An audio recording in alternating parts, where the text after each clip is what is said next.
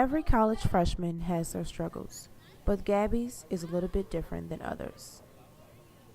Hi, my name is Gabrielle Fenahani Luciano Landry. I am 18 years old. I am a theater major, freshman at Loyola. I was diagnosed with systematic lupus. Systematic lupus erythematosus is an autoimmune disease that attacks healthy tissue, leading to long-term chronic inflammation.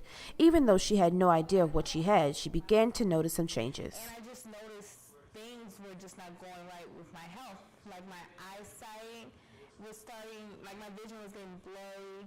I couldn't really hear. And people were like, Gabby, will call me, and they're like, Gabby, I was calling your name. And I was like, really? I didn't hear you. They're like, you're deaf. I'm like, yeah.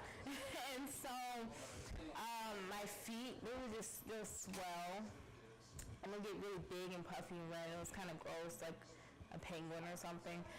Trying to contain a positive and confident attitude, focusing on her acting, Gabby began to notice a more dramatic change in her appearance.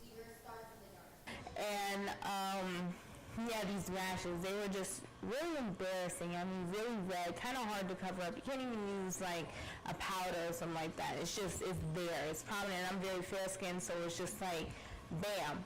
And it's scaly and it looks gross. It doesn't itch, but it's just more so like aesthetically it bothers you. According to the Lupus Foundation of America, symptoms such as bloating, skin rashes, and hair loss is a big concern to teenagers with lupus. The biggest thing for me was the hair loss.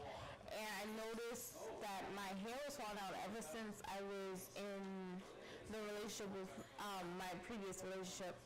And it was not that big, so I didn't make a big deal about it. And then it started to progressively just get worse and worse until when I went home actually for Christmas break. And the reason why I went to the doctor in the first place, I was in the shower and clumps, I mean handfuls, and I'm not exaggerating, I'm really not. It was just falling down my body. Gabby sometimes faces depression where she distances herself from everyone or encounters mood swings due to her illness, but those close to her see signs of improvement. She's trying to focus on things that are important to her, and acting and singing is what Gabby loves to do, so that's what she's been doing, and she's definitely gotten a lot better. She's starting to see results in her hair growth. She's taking medication, so she's seeing the results, and she's really happy despite her being stressed and losing her hair and being upset and everything. Now she's definitely getting a lot better. Lupus, ranking third amongst other diseases by different lupus blogs, topped by ALS and fibromyalgia, is a part of the 13 most difficult diseases to diagnose. So I went to 6 doctors in total. By the 5th doctor, which is when I went back home for Christmas break, she did some blood work. The other doctors did blood work too, but she got a little bit more in depth. She took a sample of my scalp, and it's kind of like she uses this little tube to get skin off of my scalp and the hair, and she diagnosed me. Gabby has a love for her passions, which are singing and acting, and when it comes to these things, she has no worries.